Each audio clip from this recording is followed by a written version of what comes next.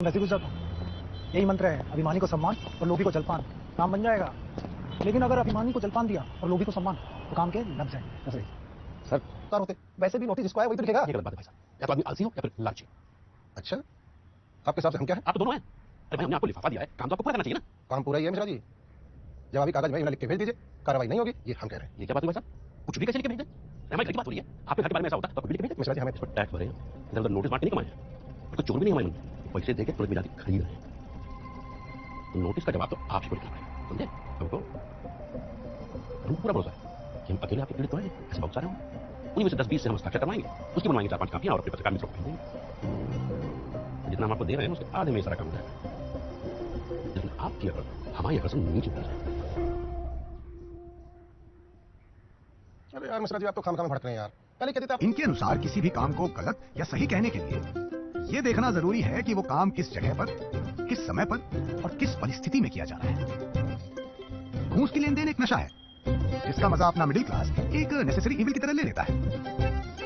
घूस लेने में भले ही डर या आत्मसम्मान आ जाता हो, पर घूस देने में मन में एक विचित्र सा घमंड आता है, घूस का घमंड। अब संतोष मिश्रा का ये घमंड अच्छा है या बुरा, ये भी तय करेंगे देश, काल और परिस्थिति। चोरी होते ही उसकी कीमत दोगुनी कैसे हो जाती है? बड़े बड़े अर्थशास्त्री इस विचित्र प्राइस एक्शन पर रिसर्च कर रहे हैं, लेकिन मिश्रा परिवार के साथ आज चोरी नहीं हुई है, छिनैती हुई है।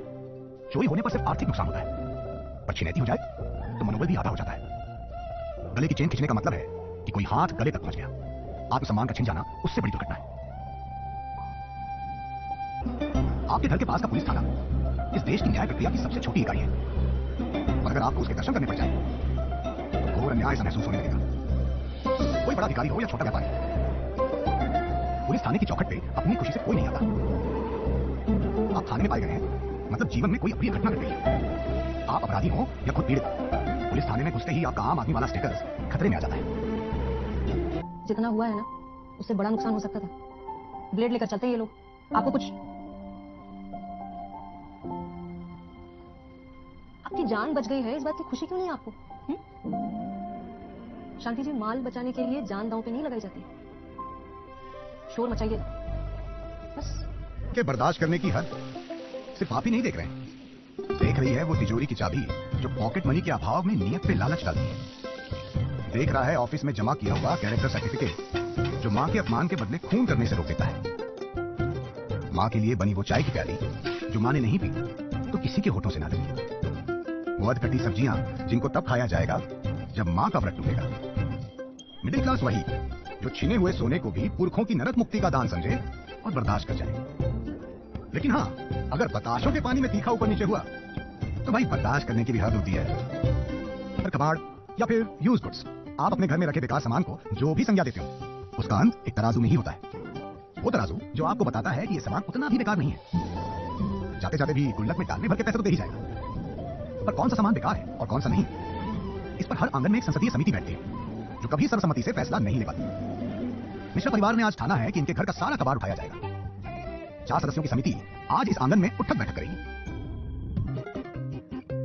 आंख को चुभने वाला कबाड़ तराजू में चढ़ते ही ऐसा लगने लगता है जैसे कबाड़ नहीं, बेटी की डोली उठ रही हो। विदाई के उस अंतिम क्षण में उसके बदले जितना भी पैसा मिले मन को नहीं सुहाता। पुराना है तो क्या हुआ, कभी तो नया था। उससे जुड़ी सुनहरी यादों का क्लाउड बस्ट उसी पल में हो जाता है। मिडिल क्लास के इस कबाड़ प्रेम को उनका आलस ना समझिए, और ना ही ये लालच है। देखिए, ऐसा नहीं है कि उसका फिर से कोई इस्तेमाल हो सकता है, और उसको बेचने में एक अपराध बोध होता है। मानो वो कबाड़ खुद कह रहा हो कि आज तुम मुझे बेच रहे हो, कल को अपने बूढ़े माँ बाप को बेच दोगे। उनके बक्सों में और उनकी बरसातियों में दबा होता है एक सेंटिमेंटल वैल्यू है जो भंगार को भी भगवान बना देती है। मिस्र के पिरामिड्स में जब लोगों के शव को दफनाया जाता था तो साथ ही वो चीजें भी दफना दी जाती थी जो दूसरी दुनिया में उनके काम आ सके। यही परंपरा अगर भारतीय मिडिल क्लास के साथ जोड़ दी जाए तो देश की कबाड़ समस्या काफी हद तक सुलझ सकती है। विश्वास ना हो तो इस बात पर एक रेफरेंडम करा के देख लीजिए।